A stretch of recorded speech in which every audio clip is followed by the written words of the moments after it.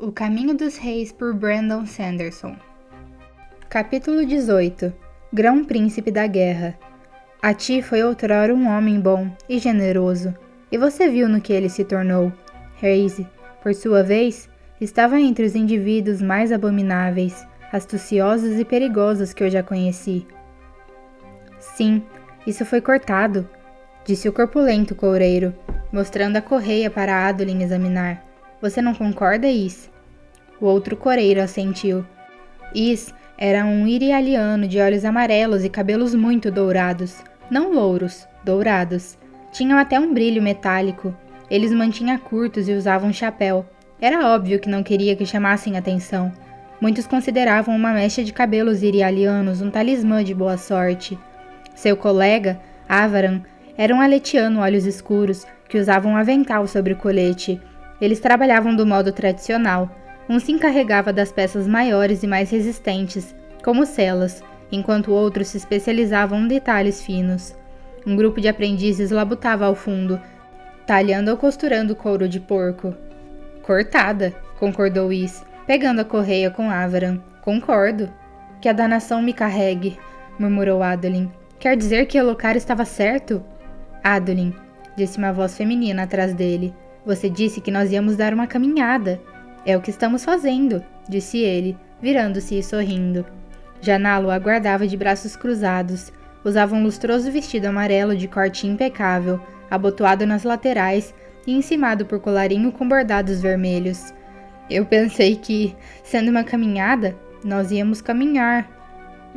Bem, já vamos fazer isso. Vai ser magnífico. Vamos caminhar, passear e... Perambular? Sugeriu Is, o coureiro. Isso não é um tipo de bebida? Perguntou Adolin. Não, Luminobre.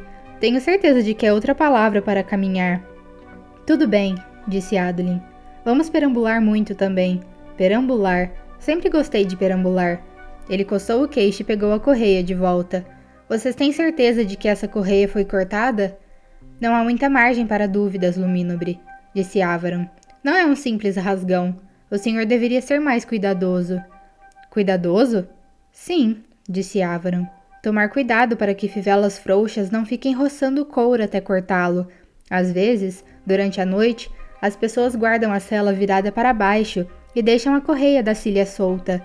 Aí colocam alguma coisa pesada por cima da sela e comprimem a correia. Acho que foi por isso que causou o corte. Ah, quer dizer que a correia não foi cortada de propósito. Bem, pode ter sido, disse Avaran. Mas por que alguém cortaria uma cilha assim?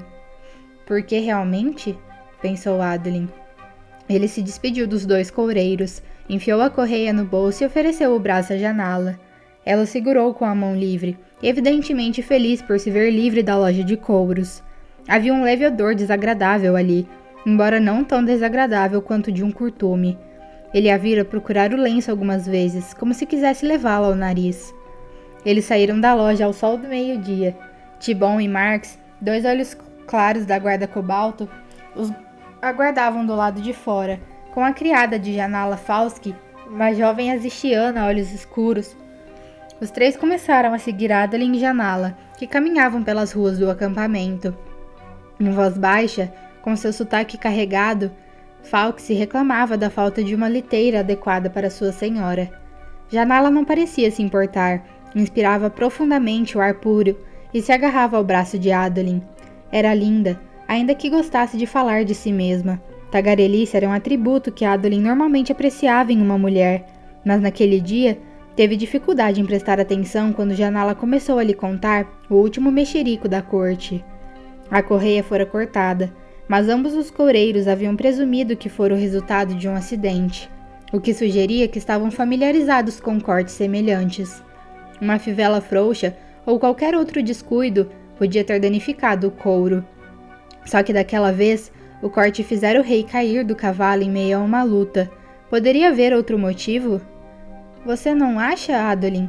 Perguntou Janala. Sem dúvida, respondeu ele, desatento. Então você vai falar com ele? Hein? Com seu pai? Será que você não poderia pedir a ele para deixar os homens trocarem de vez em quando esses uniformes horríveis antiquados? Bem, ele é muito firme quanto a isso. disse Adolin, e o uniforme não é tão antiquado assim. Janala fulminou com os olhos. Tudo bem, é meio sem graça.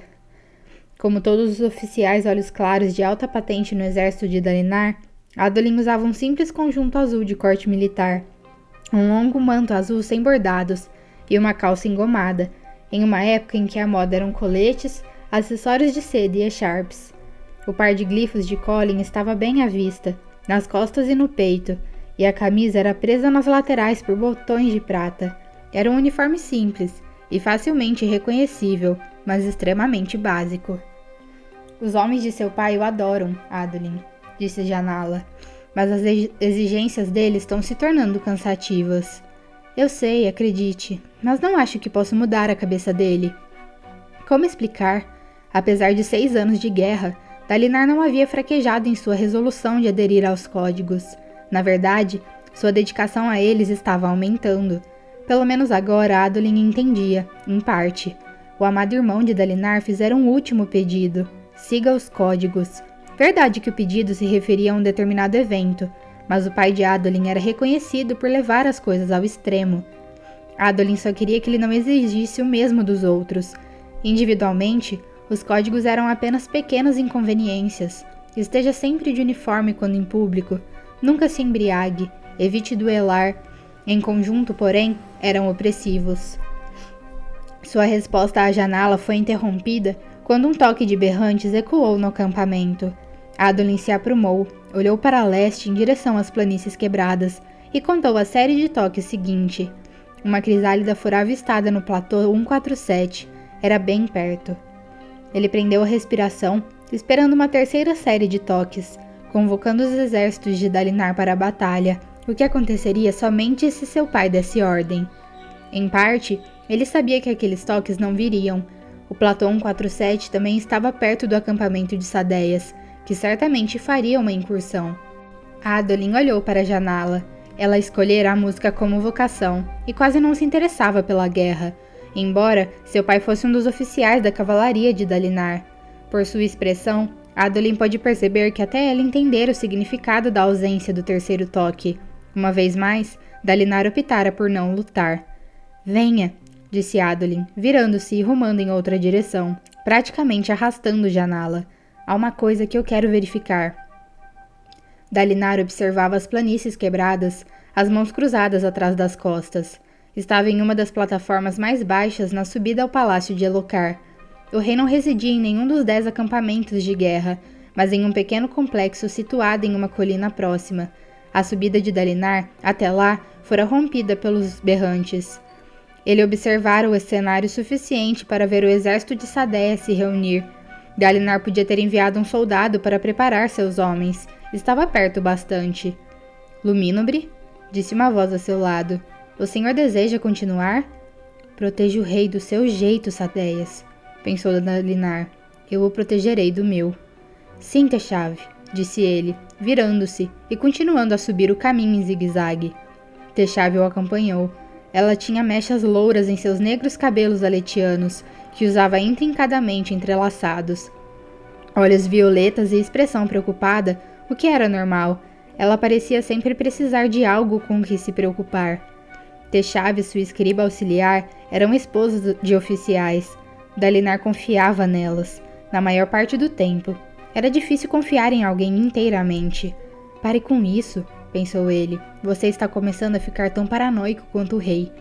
De qualquer forma, a volta de Jasnah o deixaria feliz, se ela um dia decidisse retornar.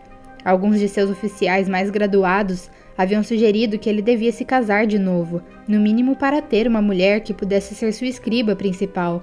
Pensaram que ele havia rechaçado as sugestões devido ao amor por sua primeira esposa. Não sabiam que ela se fora, desaparecera de sua mente, tornara-se uma mancha nevoada em suas lembranças. No entanto, de certa forma, seus oficiais tinham razão. Ele hesitava em se casar de novo, porque odiava a ideia de substituí-la. Tudo que tinha de sua esposa lhe fora tirado. Tudo que restava era uma lacuna. Preenchê-la para obter uma escriba parecia insensibilidade. Dalinar prosseguiu seu caminho. Além das 2 mulheres, era acompanhado por Renarin e 3 entregantes da guarda cobalto, que usavam chapéus de feltro azul cobalto. capas da mesma cor sobre couraças prateadas e calças também azul cobalto. Eram olhos claros de baixa patente, autorizados a portar espadas para combates corpo a corpo.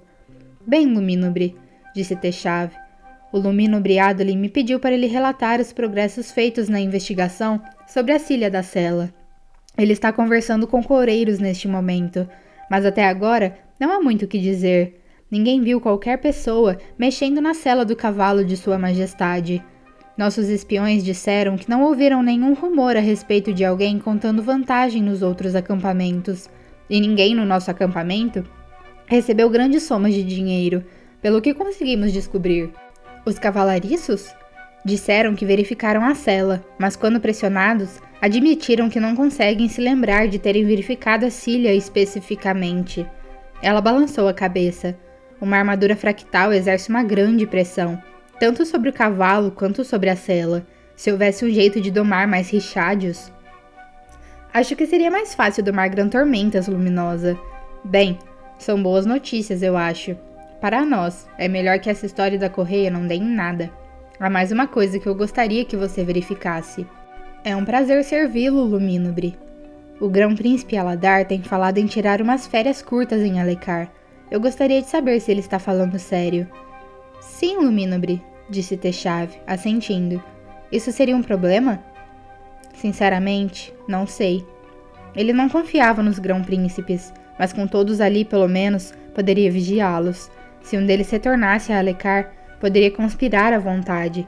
Mas também era verdade que mesmo uma breve visita poderia contribuir para estabilizar a pátria. O que seria mais importante? Sangue dos meus pais? Pensou ele. Eu não fui feito para esses jogos e complôs políticos. Fui feito para empunhar uma espada e atacar inimigos. De qualquer forma, ele faria o que tivesse que ser feito.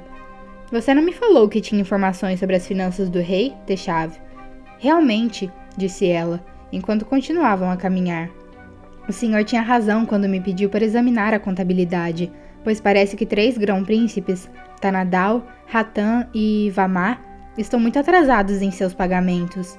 Além do senhor, só o grão-príncipe Sadeias fez seus pagamentos adiantadamente, como exigem os preceitos de guerra. Dalinar assentiu. Quanto mais essa guerra se prolonga, mais os grão-príncipes se sentem à vontade. Eles estão começando a se perguntar: por que pagar tarifas de guerra tão altas pelas transmutações?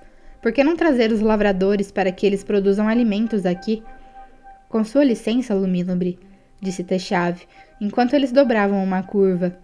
Sua escriba assistente caminhava atrás dela, com várias folhas contábeis presas em pranchetas dentro de uma bolsa. Mas será que devemos mesmo desencorajar isso? Uma segunda fonte de suprimentos poderia ser um reforço valioso. Os mercadores já nos fornecem reforços, replicou Dalinar. Essa é uma das razões pelas quais eu não os expulsei. Eu não me importaria com mais um reforço, mas os transmutadores são a única forma que temos de controlar os grãos-príncipes. Eles deviam lealdade a Gavilar, mas sentem muito pouco em relação a seu filho. Dalinar estreitou os olhos. Esse é um ponto vital, Techave. Você já leu as histórias que eu sugeri? Sim, Lumínobre. Então você sabe. O período mais frágil da existência de um reino é durante a vida do herdeiro de seu fundador. Durante o reinado de um homem como Gavilar, os homens permaneceram leais por respeito a ele. Durante as gerações subsequentes, os homens começam a se ver como parte de um reino, uma força que os mantém unidos graças à tradição. Mas no reinado do filho, esse é o ponto perigoso. Gavilar não está aqui para manter todos juntos, e Alecar ainda não tem tradição como reino. Temos que aguentar o suficiente para que os grão-príncipes comecem a se ver como parte de um conjunto maior. Sim, Lumínobre. Ela não o questionou. Techave era profundamente leal a ele, assim como a maior parte de seus oficiais. Eles não se perguntavam por que era tão importante para ele que os 10 principados se vissem como uma nação. Talvez presumissem que era por influência de Gavilar. De fato, o sonho de uma Alecar unida, acalentado por seu irmão, era parte do motivo. Porém, havia outra coisa. A tempestade eterna está vindo, a verdadeira desolação, a noite das tristezas. Ele refreou um estremecimento. As visões com certeza não lhe davam a impressão de que dispunha de muito tempo para se preparar. Escreva uma missiva em nome do rei, disse Dalinar. diminuindo os custos da transmutação para aqueles que fizerem os pagamentos em dia. Isso acordará os outros. Entregue a mensagem às escribas de Elhokar e peça a elas que expliquem tudo a ele. Vamos torcer para que ele concorde. Sim, Lumínobre, disse Techave. Se posso comentar, fiquei muito surpresa quando o senhor sugeriu que eu lesse aquelas histórias.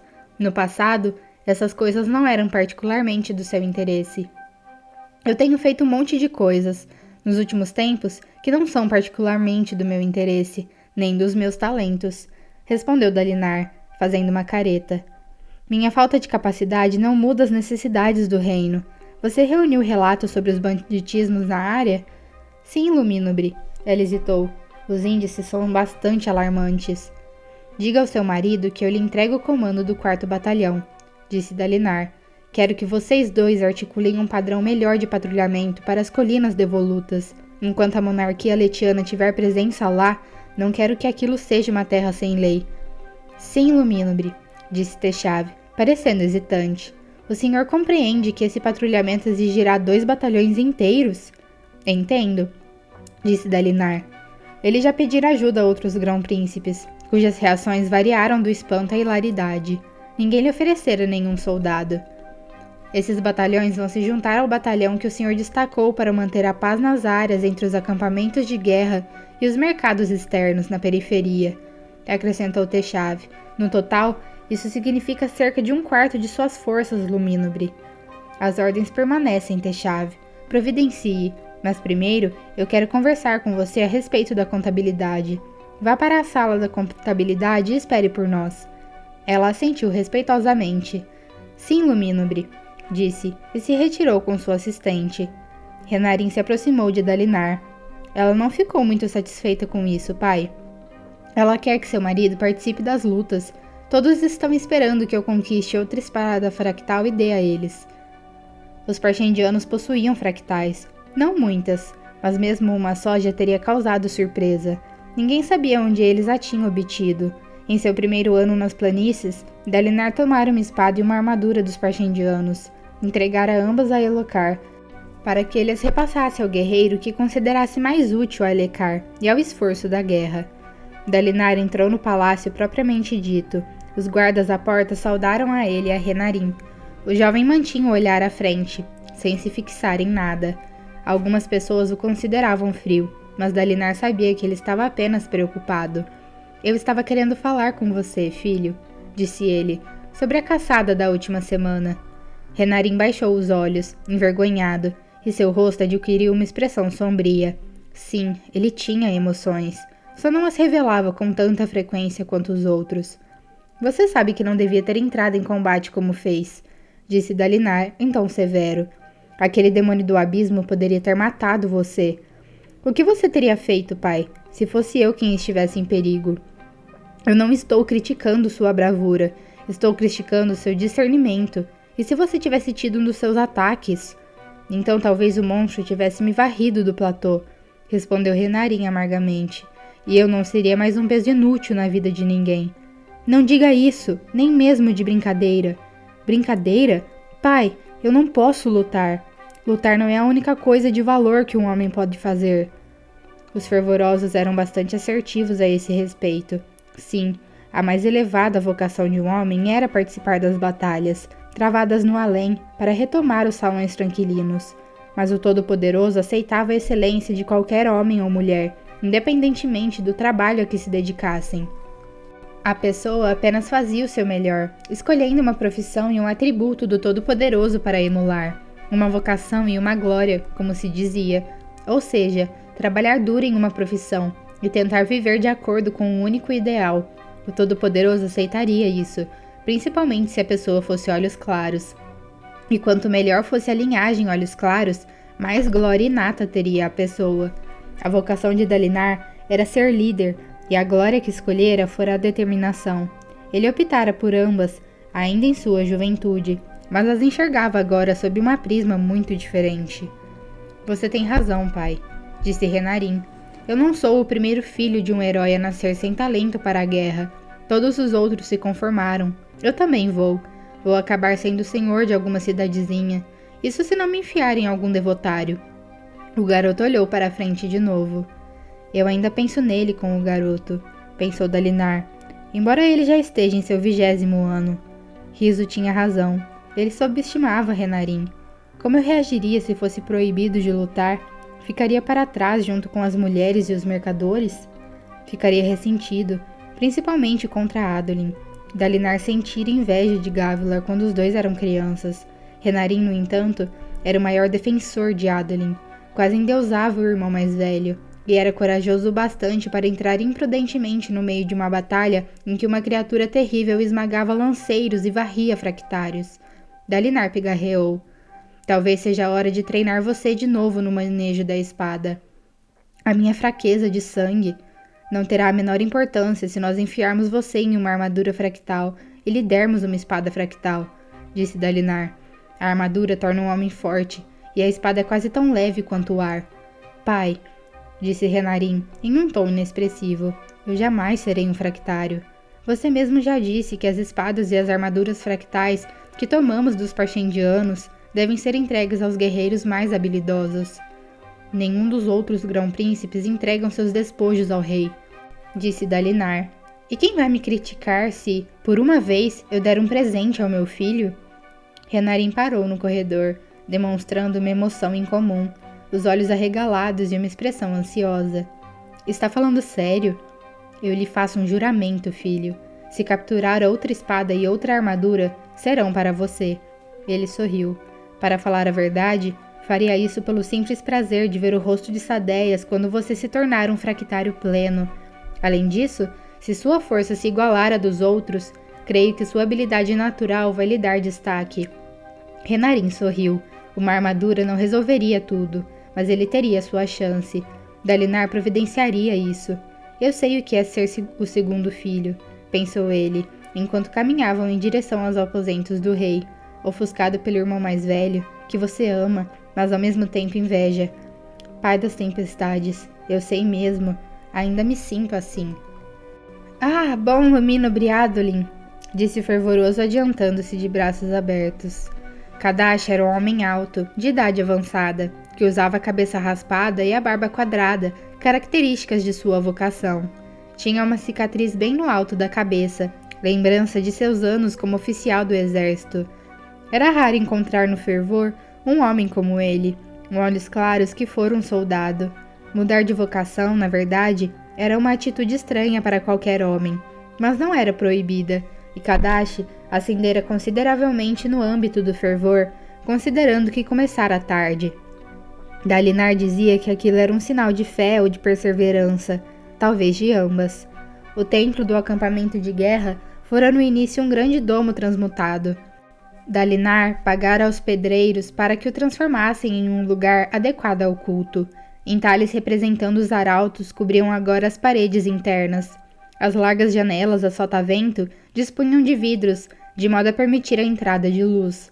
Esferas de diamante brilhavam agrupadas no teto, compartimentos destinados à instrução. A prática e a avaliação dos diversos tipos de arte estavam distribuídos pelo recinto. Haviam muitas mulheres ali naquele momento, recebendo ensinamentos dos fervorosos. Poucos homens. Em uma conjuntura de guerra, era mais fácil praticar as artes masculinas em campo aberto. Ao lado de Adolin, Janala cruzou os braços e observou o templo com um óbvio desagrado. Primeiro uma loja de couro fedorenta, agora o templo? Pensei que fôssemos caminhar em um lugar pelo menos um pouquinho romântico. Religião é romântico, replicou Adolin, coçando a cabeça. Amor eterno e todas essas coisas, certo? Ela o encarou. Vou esperar lá fora. Dando meia volta, ela se dirigiu para a saída com a criada. E alguém me arrume uma palaquim. Adolin franziu o senho enquanto ela se afastava. Vou ter que lhe comprar alguma coisa bem cara para compensar isso. Não sei qual é o problema, disse Kadash. Eu acho que a religião é uma coisa romântica. Você é um fervoroso, disse Adolin, taxativamente. Além disso, com essa cicatriz na cabeça, você não faz o meu tipo. Ele suspirou. Não foi tanto por causa do templo que ela se irritou, foi pela minha falta de atenção. Eu não estou sendo uma boa companhia hoje. Está preocupado com alguma coisa, meu nobre? Perguntou Kadash. É sobre a sua vocação? Você não tem feito muitos progressos ultimamente. Adolin fez uma careta. A vocação que escolhera era duelar, trabalhando junto com os fervorosos para estabelecer e cumprir objetivos pessoais. Ele poderia mostrar seu valor ao Todo-Poderoso. Infelizmente, os códigos diziam que ele devia limitar seus duelos durante a guerra, pois duelos fúteis podiam provocar ferimentos em oficiais indispensáveis no campo de batalha. Seu pai, no entanto, evitava os combates cada vez mais. Assim, que sentido tinha não duelar? Santo homem, disse Adolin, precisamos conversar em algum lugar onde ninguém possa nos ouvir. Kadash ergueu uma sobrancelha e conduziu Adolin até o outro lado do ápex central. Os templos vorins eram sempre circulares, com um montículo no centro, que, segundo o costume, tinha 3 metros de altura. O edifício, dedicado ao Todo-Poderoso, era mantido por Dalinar e por seus fervorosos. Todos os devotários podiam usá-los à vontade, embora muitos tivessem suas próprias capelas nos acampamentos de guerra. O que você quer me perguntar, meu nobre? Perguntou o fervoroso tão logo chegaram a um recanto mais isolado do vasto recinto. Kadash tinha uma atitude diferente, embora tivesse instruído e treinado Adolin durante a infância deste. Meu pai está ficando louco?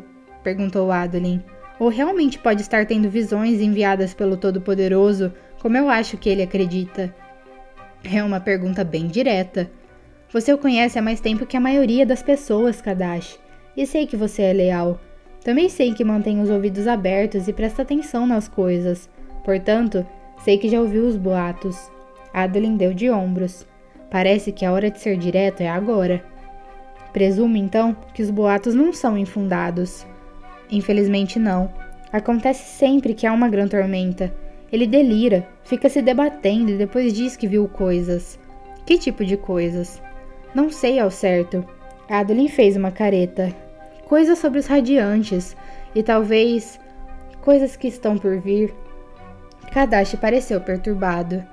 Esse é um território perigoso, meu nobre. Suas perguntas me botam em risco de violar meus juramentos. Eu sou um fervoroso, pertenço a seu pai e sou leal a ele. Mas ele não é seu superior religioso. Não, mas é o guardião deste povo em nome do Todo-Poderoso, encarregado de me proteger e de zelar para que eu não abuse da minha posição. Kadash apertou os lábios. Nessa situação, nosso equilíbrio é delicado. Você conhece bem a hierocracia, a guerra da perda? A igreja tentou assumir o controle, disse Adolin, dando de ombros. Os sacerdotes tentaram conquistar o mundo. Para o bem do mundo, eles alegaram. Isso foi parte da coisa, disse Kadash, a parte sobre a qual falamos mais frequentemente. Naqueles tempos, a igreja se agarrava ao conhecimento. Os homens não controlavam os próprios caminhos religiosos. Os sacerdotes controlavam a doutrina. E uns poucos membros da igreja tinham permissão para estudar teologia. Eram ensinados a seguir os ensinamentos dos sacerdotes, não o Todo-Poderoso nem os arautos, mas os sacerdotes. Ele começou a caminhar, conduzindo Adolin pelo perímetro interno do templo, passando pelas estátuas dos arautos. Eram 5 homens e 5 mulheres. Na verdade, Adolin sabia pouca coisa a respeito do que Kadash estava falando. Nunca se interessara muito pelas histórias que não se relacionavam diretamente ao comando de exércitos. O problema, meu nobre, era o misticismo. Os padres afirmavam que plebeus não conseguiriam entender a religião ou o Todo-Poderoso. Onde deveria haver franqueza, havia fumaça e sussurros. Os sacerdotes começaram a falar de visões e profecias, embora tais coisas tivessem sido denunciadas pelos próprios arautos. O esvaziamento é algo escuro e maléfico, e sua essência era tentar adivinhar o futuro. Adolin gelou. Espere, o que você está dizendo? Não se precipite, por favor, meu nobre, disse Kadash, virando-se para ele. Quando os sacerdotes da hierocracia foram derrubados, o Criador de Sóis fez questão de interrogá-los e examinar a correspondência que havia trocado entre si. Foi descoberto então que não havia profecias, nem promessas místicas do Todo-Poderoso. Fora tudo uma desculpa inventada pelos sacerdotes para acalmar e controlar o povo. Aonde você quer chegar com isso, Kadash? O mais próximo que me arrisco da verdade, meu nobre, respondeu o fervoroso, pois não consigo ser tão direto quanto você. Você acha então que as visões do meu pai são invenções? Eu jamais acusaria meu grão-príncipe de mentir, disse Kadash, nem de fraqueza mental. mas não posso aprovar misticismo e profecias de forma alguma. Isso seria negar o voarinismo. Os dias dos sacerdotes já se foram. Os dias de mentir para o povo, de manter as pessoas nas trevas já se foram. Agora, cada homem escolhe o próprio caminho, e os fervorosos o ajudam a se aproximar do Todo-Poderoso. Através desse caminho, em vez de profecias tenebrosas e pretensos poderes detidos por uns poucos, nós temos uma população que entende suas crenças e o relacionamento com seu Deus. Ele se aproximou um pouco mais de Adolin, falando muito suavemente. Seu pai não deve ser ridicularizado nem diminuído. Se as visões dele são verdadeiras, isso é entre ele e o Todo-Poderoso. Tudo que posso dizer é o seguinte: eu entendo que é ser assombrado pela morte e pela destruição trazidas pela guerra. Vejo nos olhos de seu pai muito do que senti, mas pior. Minha opinião é que as coisas que ele vê são provavelmente mais um reflexo de seu passado que uma experiência mística. Então ele está enlouquecendo, murmurou Adolin. Eu não disse isso. Você sugeriu que o Todo-Poderoso não enviaria visões como essas. Sim, e que essas visões são um produto da mente de meu pai. Provavelmente, disse o fervoroso, erguendo um dedo. Um equilíbrio delicado, como você vê, e particularmente difícil de ser mantido quando estamos falando com o filho do meu grão-príncipe. Ele estendeu a mão e segurou o braço de Adolin. Se alguém pode ajudá-lo, é você. Ninguém mais poderia se envolver, nem mesmo eu. Adolin assentiu lentamente. Obrigado. É melhor você procurar aquela jovem agora. Sim, disse Adolin dando um suspiro. Receio que, mesmo com o presente certo, nós não ficaremos juntos por muito tempo. Renarin vai caçoar de mim de novo. Kadashi sorriu. Não desista tão fácil, meu nobre. Agora vá, mas volte depois para conversarmos sobre sua vocação. Já faz tempo que você foi elevado. Adolin assentiu e saiu às pressas do templo. Depois de horas examinando a contabilidade com Techave, Dalinar e Renarin entraram no corredor que dava nos aposentos do rei. Caminhavam em silêncio, somente o martelar de suas botas ecoando nas paredes de pedra. Os corredores do palácio de guerra do rei se tornavam mais ricos a cada semana. Aquele mesmo antes era apenas mais um túnel criado por transmutação. Quando Elhokar se instalou no prédio, ordenou que melhorias fossem realizadas. Janelas foram abertas a solta-vento. Pisos de mármore foram assentados. As paredes receberam entalhes e acabamentos em mosaicos. Dalinar e Renarin passaram por um grupo de pedreiros que cuidadosamente entalhavam uma cena de Nalan Elin, irradiando luz solar, com a espada da vingança erguida acima da cabeça. Eles pararam à porta da antessala do rei, um aposento grande e aberto, guardado por 10 membros da guarda real, vestidos de azul e dourado. Dalinar reconheceu cada rosto. Fora ele quem organizara a unidade, escolhendo seus integrantes pessoalmente. Na antessala, o grão-príncipe Rutara guardava uma audiência com o rei, com os braços musculosos cruzados sobre o peito. Cultivava uma barba negra bem aparada, que lhe circundava a boca. Seu casaco de seda vermelha, curto e sem botões, que evocava um colete com mangas, não passava de uma anuência simbólica ao tradicional uniforme aletiano. Por baixo, via-se uma camisa pregueada branca. A calça era azul, com grandes bainhas. Rutara olhou na direção de Dalinar, fez um rápido aceno de cabeça, um pequeno sinal de respeito, e se virou para conversar com um de seus assistentes, mas parou de falar quando os guardas à porta se afastaram para que Dalinar entrasse. Então bufou com ar contrariado. O livre acesso de Dalinar ao rei irritava os outros grão-príncipes. O rei não estava em seu salão de audiências, mas as amplas portas de sacada estavam abertas. Os guardas de Dalinar se detiveram quando ele entrou na sacada, seguido por um hesitante Renarin. A luz do lado de fora começava a minguar à medida que o crepúsculo se aproximava. Posicionar o palácio de guerra em uma elevação como aquela fazia sentido taticamente, mas o expunha a impiedosas tempestades. O que constituía um velho enigma de campanha. Era melhor escolher um lugar abrigado das tormentas ou um terreno elevado. A maioria dos grão-príncipes teria escolhido a primeira opção. Seus acampamentos de guerra, situados nas fronteiras das planícies quebradas, dificilmente seriam atacados, o que tornava menos importante a elevação do terreno. Mas os reis tendiam a preferir a altura. Naquele caso, por via das dúvidas, Dalinar encorajara Elhokar. A sacada era uma espessa plataforma rochosa talhada no alto de um pequeno pico e cercada por uma balaustrada de ferro. Os aposentos do rei se situavam no interior de um domo transmutado, no topo de uma formação natural. Rampas cobertas e escadarias davam acesso aos patamares mais baixos. O domo abrigava os diversos servidores do rei, guardas, guarda-tempos, fervorosos e parentes distantes. Dalinar tinha seu próprio aposento no acampamento, que se recusava a chamar de palácio. Elhokar estava apoiado na balaustrada. 2 guardas o vigiavam à distância. Dalinar fez sinal para que Renarin se juntasse a eles, pois queria conversar em particular com o rei. O ar estava frio, a primavera se instalara havia algum tempo, e perfumado com os doces aromas da noite, petrobulbos em flor e rocha molhada. Abaixo, os acampamentos de guerra começavam a se iluminar, 10 círculos pontilhados por fogueiras de vigília, fogueiras para cozinhar, lampiões e esferas infundidas, com seu brilho estável. Elhokar contemplava as planícies quebradas à frente dos acampamentos, que estavam totalmente às escuras, exceto pelo brilho ocasional de um posto de vigilância. Será que eles nos observam de lá? Perguntou Elhokar quando Dalinar se aproximou. Nós sabemos que seus bandos de saqueadores se deslocam à noite, majestade, respondeu Dalinar, pousando a mão sobre a balaustrada. Não posso deixar de pensar que eles nos observam. O uniforme do rei era o tradicional casaco longo com botões nas laterais, mas era largo e solto. Rufos de renda contornavam seu colarinho e suas mangas. Suas calças eram azul cobalto e tinham o mesmo corte largo das calças de Rutar. Dalinar achou tudo muito informal.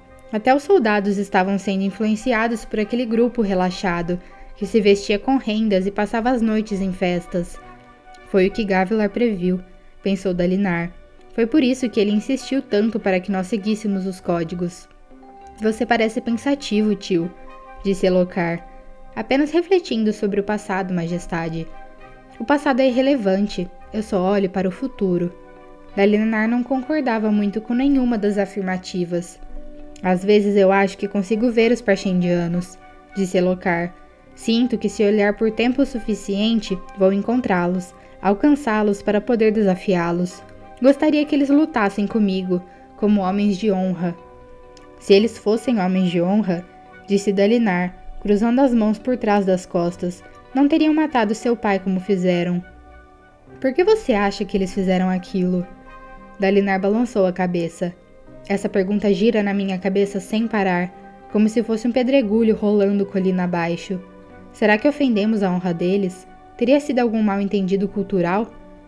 Isso significaria que eles têm uma cultura, mas eles são brutos, primitivos. Quem sabe por que um cavalo dá coices ou um cão machado morde? Eu nem deveria ter perguntado. Dalinar não respondeu.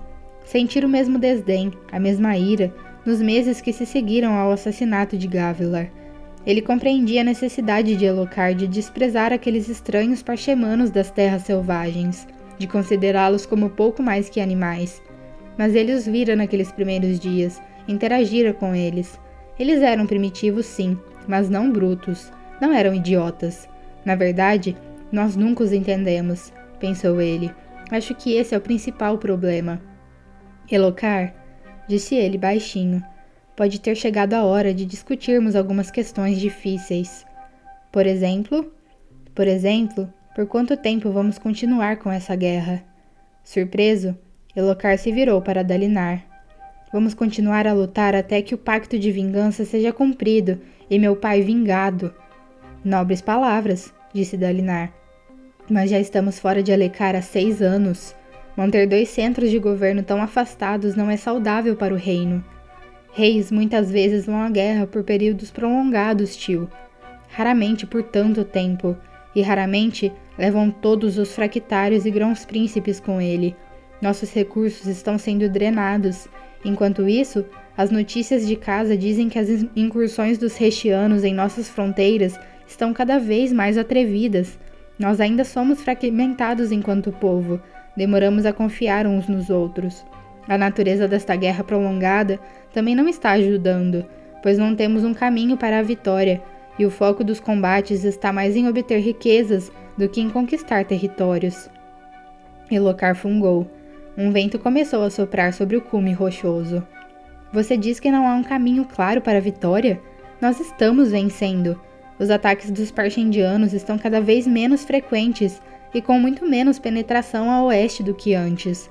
Matamos milhares deles nas batalhas. Não o bastante, disse Dalinar.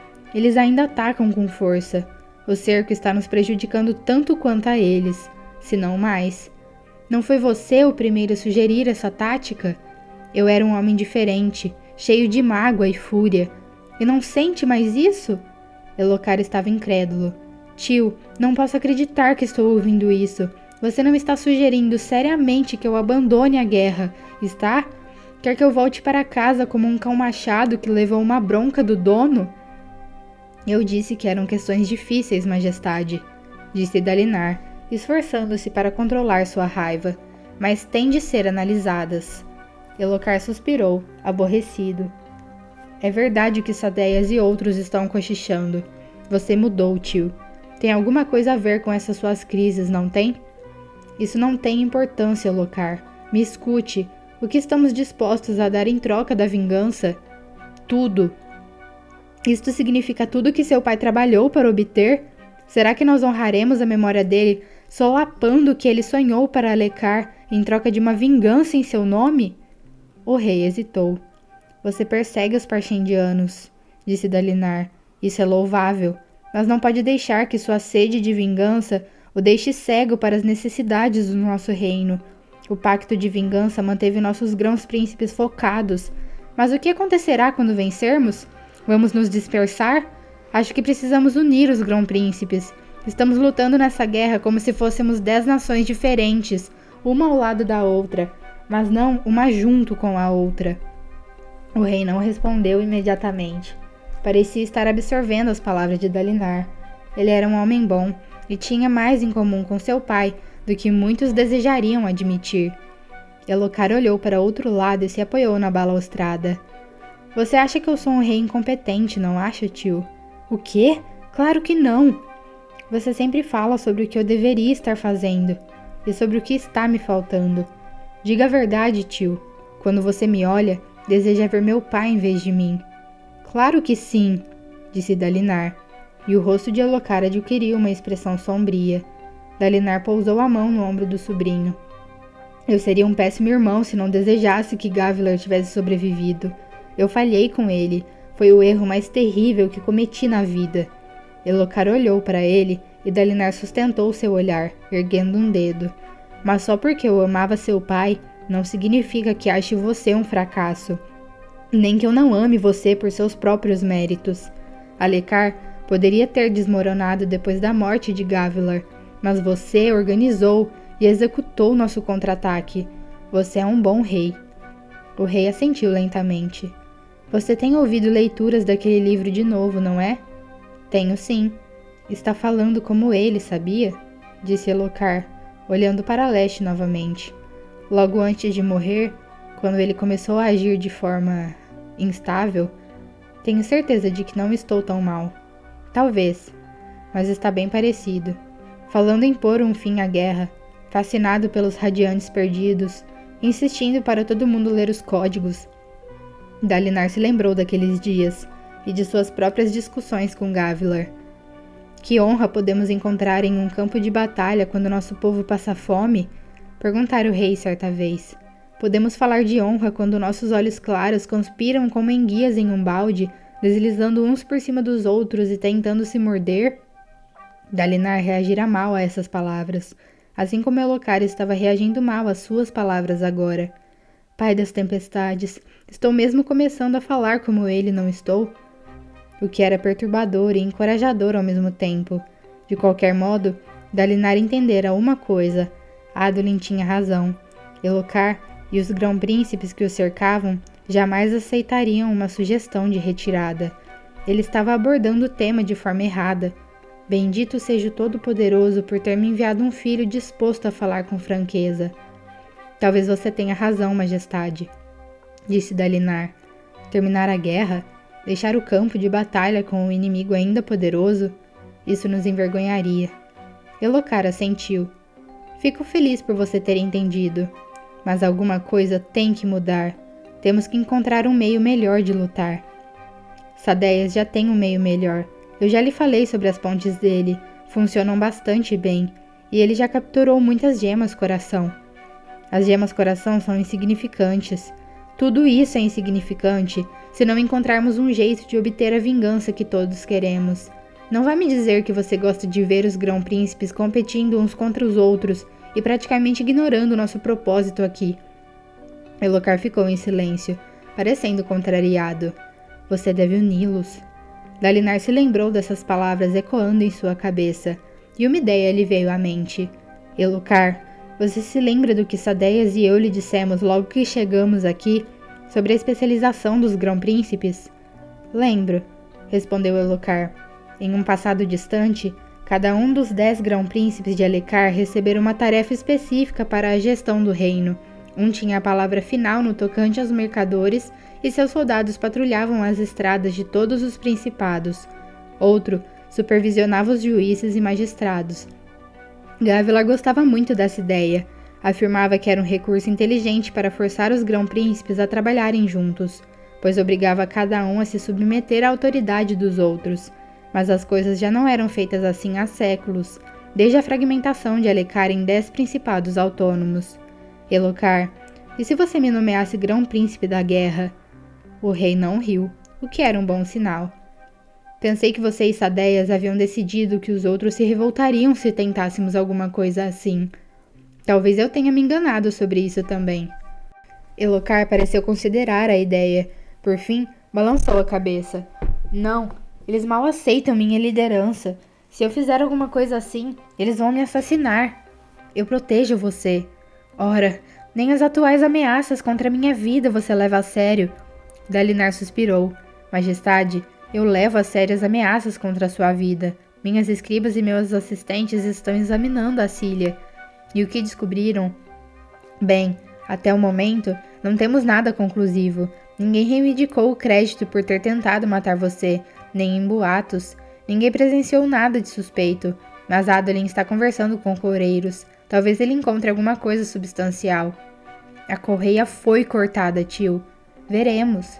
Você não acredita em mim, disse Elhokar, com o rosto se avermelhando. Você devia estar tentando descobrir qual era o plano dos assassinos, em vez de me importunar com a pretensão arrogante de se tornar o chefe supremo de todo o exército. Dalinar rilhou os dentes. Eu faço isso por você, Elhokar. Elhokar o encarou por alguns momentos, com um lampejo de desconfiança atravessando seus olhos azuis, tal como ocorrera na semana anterior. Sangue dos meus pais, pensou Dalinar. Ele está piorando. A expressão de Elhokar se amenizou logo, e ele pareceu relaxar. Qualquer coisa que tivesse visto nos olhos de Dalinar o havia tranquilizado. Eu sei que você faz o seu melhor, tio, mas tem que admitir que tem andado estranho ultimamente. O modo como você reage às tempestades, a obsessão pelas últimas palavras de meu pai. Estou tentando entender. Ele estava fraco, disse Elhokar. Todo mundo sabe disso. Não quero repetir os erros dele, e você deveria evitá-los também, em vez de escutar um livro que afirma que os olhos claros deveriam ser escravos dos olhos escuros. O livro não diz isso, replicou Dalinar. O texto tem sido mal interpretado. Na maior parte, é uma coletânea de histórias ensinando que um líder deve servir as pessoas que lidera. Bah, foi escrito pelos Radiantes Perdidos. Eles não escreveram o livro, foram inspirados por ele. O autor foi Nohadon, um homem comum. Elhokar o encarou, levantando uma sobrancelha. Veja, parecia dizer, você está defendendo o livro. Você está ficando fraco, tio. Não vou explorar essa fraqueza, mas outros vão. Eu não estou ficando fraco. Uma vez mais, Dalinar se obrigou a permanecer calmo. Essa conversa desandou. Os grão-príncipes precisam de um líder para forçá-los a trabalhar juntos. Se você me nomear grão-príncipe da guerra, eu juro que protegerei você. Como protegeu meu pai? Dalinar se calou, e Elhokar desviou os olhos. Eu não devia ter dito isso. Você não merecia. Foi uma das coisas mais verdadeiras que já me disseram, Elhokar. Talvez você esteja certo em não confiar na minha proteção. Elhokar olhou para ele, curioso. Por que você reage assim? Assim como? Antes, se alguém lhe dissesse isso, você teria convocado sua espada e exigido um duelo. Agora você concorda. Meu pai começou a recusar duelos pouco antes de morrer. Elhokar bateu na balaustrada. Entendo porque você acha um grão-príncipe da guerra necessário, e pode ser que tenha razão, mas os outros gostam muito da situação atual. Porque é confortável para eles. Se quisermos vencer, teremos que contrariá-los. Dalinar deu um passo à frente. Elhokar talvez já tenha se passado tempo suficiente. 6 anos atrás, nomear um grão-príncipe da guerra poderia ser um erro, mas agora, todos nós conhecemos melhor e já trabalhamos contra os Parshendianos. Talvez seja o momento de dar o próximo passo. Talvez. Você acha que eles estão prontos? Vou deixar você me provar isso. Se me demonstrar que eles estão dispostos a trabalhar com você, tio, considerarei nomeá-lo grão-príncipe da guerra. Está bem assim? Era uma concessão válida. Muito bem. Ótimo, disse Elhokar. Agora, vamos nos separar. Está ficando tarde, tenho que ouvir o que Huttar tem a dizer. Dalinar acenou uma despedida e caminhou de volta pelos aposentos do rei, seguido de perto por Renarin. Quanto mais pensava, mais sentia que aquela era a coisa certa a ser feita. Uma retirada não funcionaria com os aletianos, não com a atual mentalidade deles, mas se conseguisse tirá-los de sua complacência e forçá-los a adotar uma estratégia mais agressiva. Dalinar ainda estava perdido em pensamentos, analisando o assunto, quando deixaram o palácio do rei e desceram as rampas até o local onde estavam seus cavalos. Ele montou em galante e acenou um agradecimento ao cavalariço que tomara conta do richádio. O cavalo já se recuperara do tombo durante a caçada e suas patas estavam novamente vigorosas. A distância a ser percorrida até o acampamento era curta e eles cavalgaram em silêncio. De qual grão-príncipe eu devo me aproximar primeiro? Pensou Dalinar. Sadeias? Não, ele e Sadeias já eram vistos juntos com muita frequência. Se os demais grão-príncipes começassem a farejar uma aliança mais poderosa, acabariam se virando contra ele. Seria melhor se aproximar dos grãos-príncipes menos poderosos, para ver se poderia convencê-los a trabalhar com ele de alguma forma. Uma incursão conjunta a um platô, talvez. Ele acabaria tendo que se aproximar de Sadeias, mas não gostava da ideia. As coisas eram muito mais fáceis quando trabalhavam a uma distância segura um do outro. Ele... Pai! Chamou Renarin, parecendo assustado. Dalinar aprumou o corpo e olhou ao redor, estendendo a mão para o lado como se fosse convocar sua espada fractal. Renarin apontou para leste, a direção das tempestades. O horizonte estava escurecendo. Havia alguma previsão de grão tormenta para hoje? Perguntou Dalinar, alarmado. Eutibar disse que era pouco provável, informou Renarin, mas ele já errou antes. Todo mundo podia errar quando se tratava de grão tormentas, até mesmo guarda-tempos, embora fosse possível prevê-las. Não era uma ciência exata. Dalinar semicerrou os olhos, o coração palpitando. Sim, já podia distinguir os sinais. A poeira se levantando, os odores se modificando, e embora fosse noite, deveria haver mais luz. Mas estava ficando cada vez mais escuro. O ar parecia mais agitado. Devemos ir para o acampamento de Aladar? Perguntou Renarin, apontando. Estávamos próximos ao acampamento do grão-príncipe Aladar, e a cerca de 15 minutos do acampamento de Dalinar. Os homens de Aladar o acolheriam. Ninguém negaria a briga a um grão-príncipe durante uma tempestade, mas Dalinar estremeceu ao se imaginar em um lugar desconhecido durante uma grande tormenta, cercado por servidores de outro grão-príncipe. Eles o veriam durante uma crise. Tão logo isso acontecesse, as intrigas se espalhariam como flechas em um campo de batalha. Vamos continuar! Gritou ele, pondo Galante em marcha. Renarin e os guardas o seguiram. O estrépito dos cascos parecia prenunciar a grande tormenta que se avizinhava. Inclinado para a frente, Dalinar estava tenso. O céu acinzentado se cobrira de poeira e folhas sopradas pelo paredão tempestuoso, e o ar se tornava cada vez mais denso, em um úmido prenúncio. Nuvens carregadas toldavam o horizonte. Pai!